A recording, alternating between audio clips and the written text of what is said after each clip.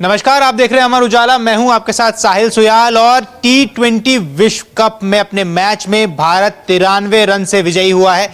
शोभित, सबसे पहले ये जो गेंदबाजी रही, चाहे वो हार्दिक पांड्या हो चाहे वो वरुण चक्रवर्ती हो, किस तरीके से इस बार बहुत खास रहा है? क्योंकि अब हमने जो विकेट्स देखे हैं लगातार गिरते हुए, और जैसे आप बोल भी रहे थे स्कोर बहुत ज्यादा नहीं है, मगर उसको वहीं पे टीम को रोक भी दे गया और जो विकेट्स थे वो लगातार गिरते भी चले गए।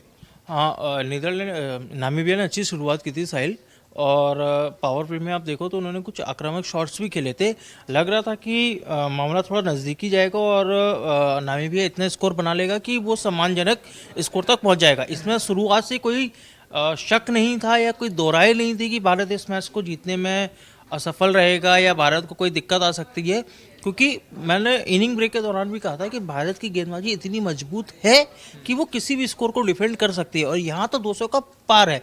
जब आप T20 में 200 के पार जाते हो तो कहीं ना कहीं आपके जो सामने वाली ओपोनेंट रहता है ना, उसको चेस करते समय ये रहता है कि नहीं, मुझे 200 रन का आंकड़ा पार करना है। जिस ड्यू की बात हमने टॉस के दौरान की थी, वो पावर प्ले के समय में ही दिख रही थी कि हल्की सी ड्यू थी कहीं ना कहीं, जिसका फायदा नामीबिया के बल्लेबाजों को मिल रहा था। लेकिन एक बार जैसे ही अर्शदीप ने भारत को ब्रेक थ्रू दिलाया, उसके बाद नामीबिया के लिए चीज़ें मुश्किल होना शुरू होती चली गई। साहिल, तो यहाँ पर जब जसप्रीत बुमराह की जब एंट्री हुई तो क्या वो उतने कारगर साबित हुए हैं इस मैच में, या जो उन्होंने जितने रन दिए हैं क्या वो उसने नुकसान किया है टीम को?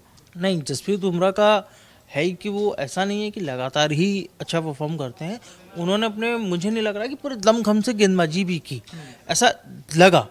या हो सकता है कि वो पाकिस्तान के खिलाफ मैच से पहले बॉडी को ज़्यादा जोर नहीं देना चाह रहे हैं, क्योंकि उनको दूसरे साइड से अन्य गेंदबाजों का सपोर्ट भी मिला। वरुण चक्रवर्ती ने इस मैच में एकदम मैच का रुख पलटा। जब लग रहा था कि नामीबिया 150 रन का आंकड़ा पार कर सकती है, तब उन्होंने लगातार विकेट लिए और उनको रोका। और तो जसप्रीत बुमराह की आज जो मैच में मतलब जो जिम्मेदारी थी वो यही थी कि उन्हें कम रन देखने थे। उनकी जो स्पेल होनी चाहिए थी वो इकोनॉमिकली होनी चाहिए थी, लेकिन कुछ हद तक वो पिटे भी। पर ऐसा नहीं है कि उनकी गेंदबाजी खराब रही या भारतीय टीम की गेंदबाजी खराब रही। शुरुआत में अगर नामीबिया ने अच्छी मजबूत शुरुआत दिलाई, तो जैसे ही उनके विकेट गिरने शुरू हुए, भारतीय गेंदबाजों का दबदबा मैच में बनता चला गया। क्योंकि यहाँ अगर हम दर्शकों को बता दें, जो गेंदबाजी की आप बात कर रहे हैं, तो हार्दिक पांड्या ने 4 ओवर डाले जिसमें से उन्होंने 21 रन दिए और 2 विकेट्स लिए। जो 2 विकेट्स लिए हमने देखे भी, ये अंतिम के जो ओवर्स में लिए गए हैं। अर्शदीप सिंह ने 3 ओवर डाले, 36 रन दिए, 1 विकेट लिए। शिवम दुबे ने अभी ओवर डाल ही रहे थे, वो अपना तीसरा ओवर डाल रहे थे वो अपना, जिसमें उन्होंने 11 रन दिए, 1 विकेट लिया। जसप्रीत बुमराह ने 4 ओवर डाले, 20 रन दिए और 1 विकेट लिया। वरुण चक्रवर्ती की यहाँ तारीफ करनी होगी, उन्होंने 2 ओवर डाले हैं, 7 रन दिए और 3 विकेट लिए। तो वरुण चक्रवर्ती का जो प्रदर्शन रहा है वो इस मैच के दौरान जैसा भी रहा है, तो क्या पाकिस्तान के खिलाफ भी हम ऐसा कुछ देखने को हमें मिल सकता है? बिल्कुल, वरुण T20 में भारतीय टीम के बहुत ही मतलब एक अच्छे स्पिनर है।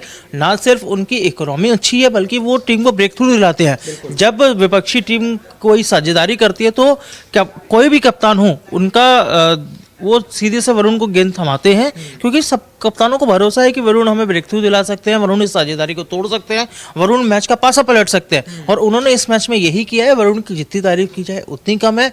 इसीलिए जब एकमात्र विशेषज्ञ स्पिनर की बात आती है तो वरुण कुलदीप से आगे हो जाते हैं।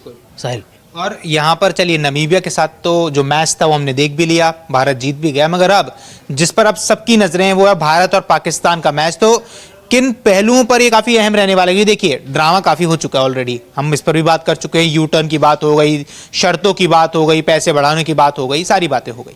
अब जब मैच होगा तो किस खिलाड़ी पर सबसे ज्यादा नजर रहेगी? भारत का वो कौन सा खिलाड़ी होगा जिस पर सबसे ज्यादा नजर रहने वाली? अभिषेक शर्मा को छोड़ के, क्योंकि जिस तरीके से वो जो बयान दिया गया सूर्य कुमार यादव द्वारा कि वो 1 या 2 मैचेस में बाहर रह सकते हैं, क्या वो पाकिस्तान को लेकर वो बयान दिया गया, या वो नामीबिया को लेकर ही, नामीबिया के साथ जो मैच होना था उसको लेकर ही बयान दिया गया था?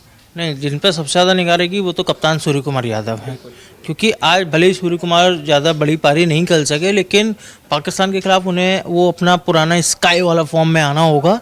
क्योंकि यहाँ तो आपने 200 प्लस का टारगेट देके भी चेस का मतलब लक्ष्य का बचाव कर लिया। इससे पहले यूएसए के खिलाफ भी आपने कम स्कोर का अच्छे से बचाव कर लिया। पर पाकिस्तान के खिलाफ कोई भी स्कोर, अगर आप पहले बल्लेबाजी कर रहे हैं तो कोई भी स्कोर आप गारंटेड नहीं बोल सकते कि हम इसका बचाव कर लेंगे।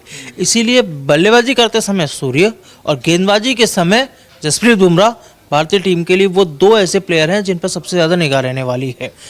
और आप एक चीज़ और देखो कि सोशल मीडिया पे चल भी रहा है, पाकिस्तान के समर्थक जो हैंडल है वो बुमराह को ही टारगेट कर रहे हैं कि बेवैर बुमराह, हमारा साहिबजादा फलान, हमारा फलाना, हमारा ढिमकाना। तो वो उन्होंने शुरू कर दिया जो उनकी हमेशा की आदत रही है। तो उन्होंने वहाँ से उनकी तरफ से उनको इस बात का फ़र्क भी नहीं पड़ रहा है कि आपने कैसे यू टर्न लिया और अपनी थूथू कराई है हर जगह, उनको इसका कोई फर्क नहीं पड़ा। अब वो एकदम मैच मोड में आ गए हैं।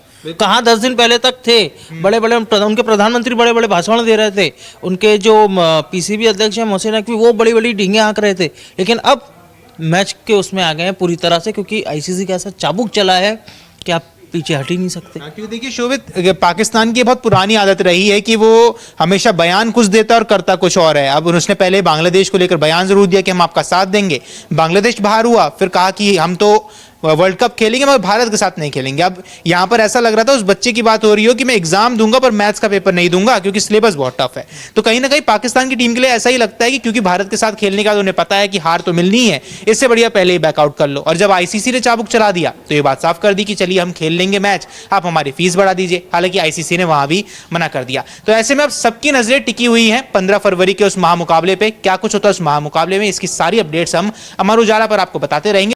अगर आप ये वीडियो YouTube पर देख रहे हैं तो हमारे चैनल को सब्सक्राइब कर बेल आइकन दबाएं और Facebook पर देख रहे हैं तो हमारे पेज को लाइक करें।